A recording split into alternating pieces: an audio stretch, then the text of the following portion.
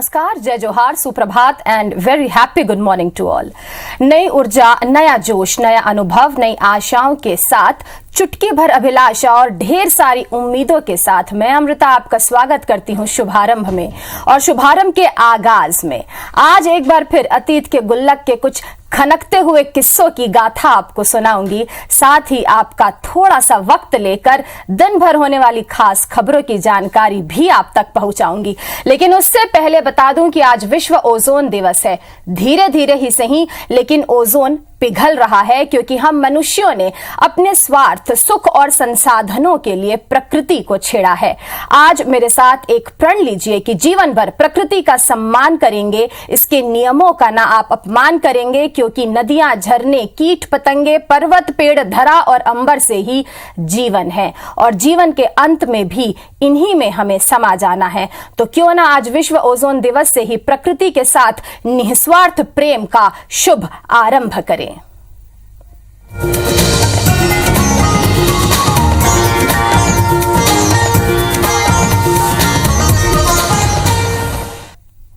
और अब बात करते हैं आज के पंचांग के बारे में, लेकिन उससे पहले आपको यह जान लेना चाहिए कि पितृपक्ष चल रहा है। पूर्वजों की आत्मा की शांति के लिए पूरे विधान से अनुष्ठान किए जा रहे हैं।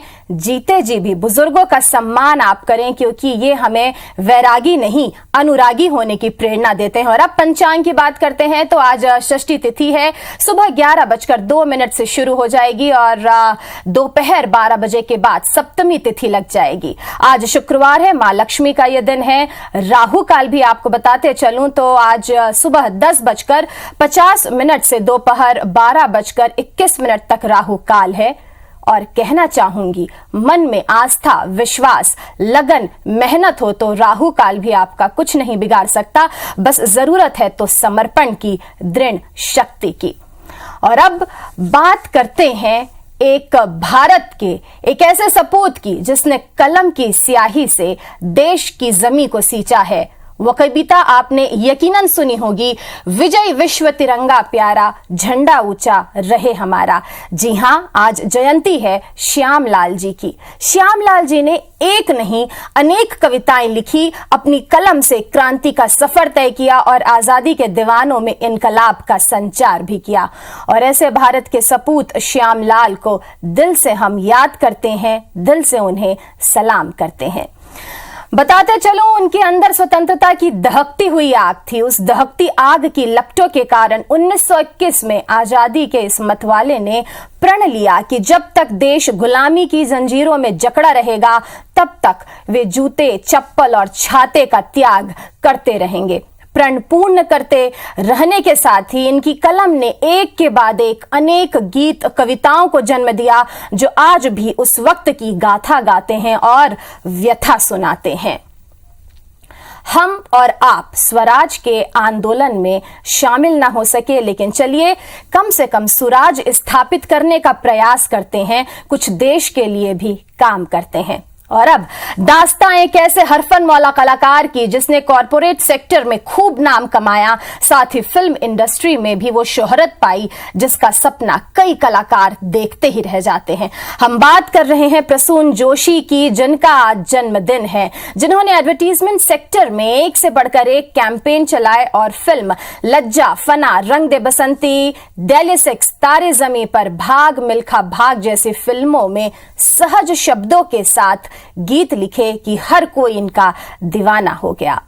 महज 17 साल की कच्ची उम्र में इनके हौसले इतने पक्के थे कि इन्होंने एक किताब उस उम्र में लिखी।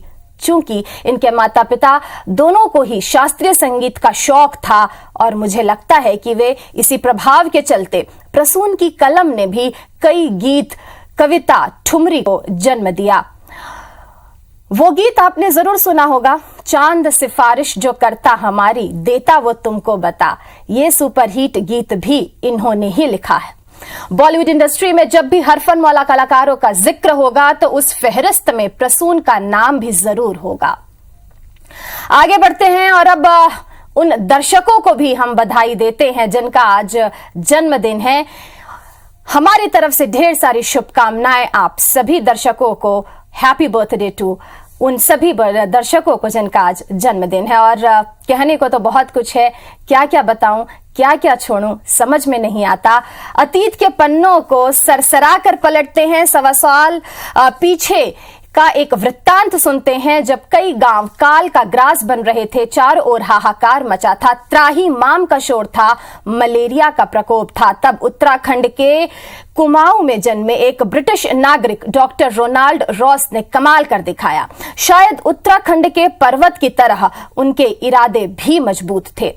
उन्होंने कई मच्छरों के पेट काटे और खोज निकाला कि मलेरिया बीमारी मादा एनोफिलिस मच्छर के काटने से होती है। बाद में उन्हें नोबेल पुरस्कार से सम्मानित किया गया। ऐसे डॉक्टर रोनाल्ड की आज पुण्यतिथि है। हम उन्हें नमन करते हैं। और आगे बढ़ूं उससे पहले बता दूं कि ब्लड ग्रुप चाहे नेगेटिव हो या पॉजिटिव, मच्छर काटते वक्त भेदभाव नहीं करते। इसलिए जरा संभल कर रहिए, स्वस्थ रहिए और अपनों को भी स्वस्थ रखिए। वो लाइन आपने जरूर सुनी होगी, एक मच्छर इंसान को कमजोर बना देता है। तो अपना ध्यान रखिए, स्वस्थ रहिए, मस्त रहिए। और अब आपके जरूरत की सारी खास चीजों को कंपाइल करके आप तक जानकारी पहुंचाने की पूरी कोशिश हम करते हैं। कोशिश है कि दिन भर की सारी बड़ी खबरें भी हम आप तक पहुंचाएं इस छोटे से ड्यूरेशन में। जी हां, अब बारी आज के न्यूज मेन्यू की, जिसमें आपको मिलेगा देश, दुनिया, राज्य, खेल, एंटरटेनमेंट से जुड़ी हर खबर। तो शुरू करते हैं। मैं आपको बताते चलूं कि उज्बेकिस्तान में समरकंद के शिखर सम्मेलन में प्रधानमंत्री मोदी आज हिस्सा लेंगे।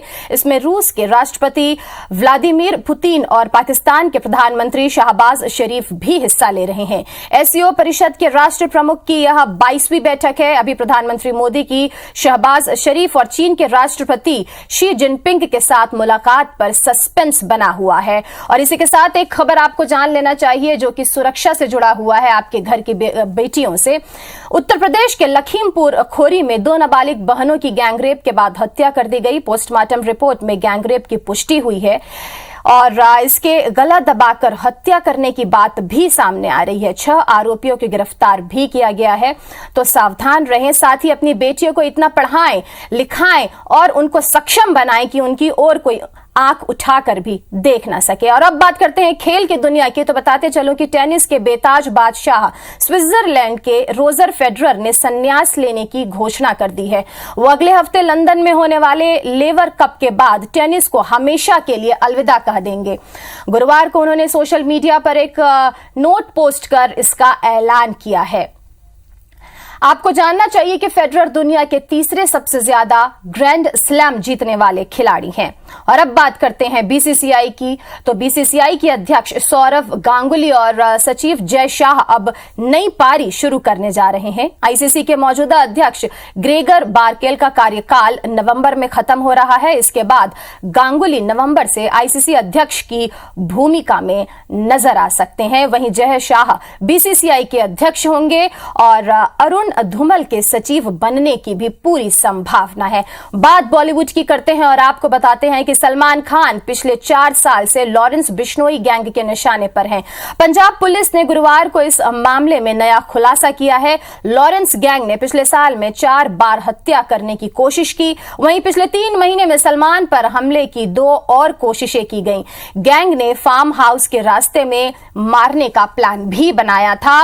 और अब दूसरी खबर मैं आपको बता दूं, 200 करोड़ रुपए के मनी लॉन्ड्रिंग केस में बॉलीवुड एक्ट्रेस नोरा फतेही से ईओडब्ल्यू ने गुरुवार को 6 घंटे पूछताछ की। उनसे सवाल दिल्ली के ऑफिस में किए गए और सूत्रों के अनुसार नोरा ने जांच एजेंसी को बताया कि उसके जीजा बॉबी को ठग सुकेश चंद्रशेखरन ने 65 लाख रुपए की BMW कार गिफ्ट की थी। वह सुकेश से हमेशा व्हाट्सएप के जरिए ही बातचीत करती रहती थी।